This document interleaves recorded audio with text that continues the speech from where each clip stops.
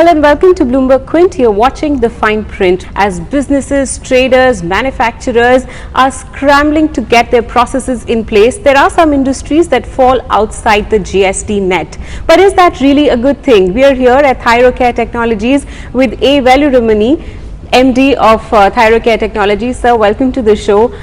Your business, sir, falls outside the GST net. Tell me, is that really a good thing?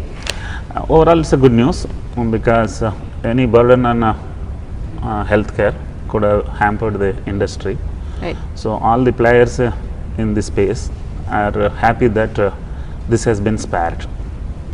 We expected that, and it has happened. Right. So if you look at the impact on our balance sheets, it could be positive. It can't be negative because there is no burden. It should have a normal growth. Right. And when it comes to overall balance sheet, we do have purchases. Purchases have some GST. Right. Some of them going up slightly, some of them coming down. Overall, it looks like we might get to an extent of 0.25% of the top line as a benefit because of some adjustments. Right. One of the benefits of GST, sir, is that you can set off your input costs on your liabilities on the output side. But since your business falls outside the GST net, the services and products that you consume or the diagnostic space consume as a business, since the rates are now out, could you help me understand, have those rates gone up for you? Have those rates gone down for you?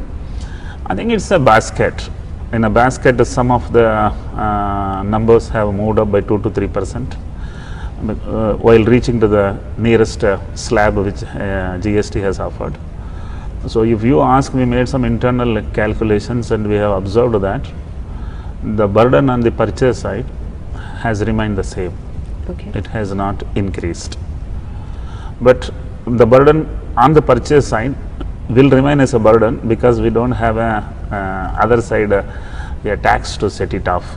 So if you look at it, that's one minus point.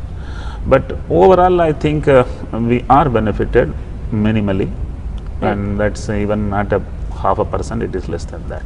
Okay, you have a franchisee model, sir, right? In different states, you have franchisees who provide the diagnostic services. How will those registrations, if at all, work? These people who deliver healthcare services again are exempted because it is a healthcare service. Right. But so they will still have to seek registrations, right? Now, whether everybody has to seek registration or only those who do business in a taxable segment needs registration, that is not very clear to me.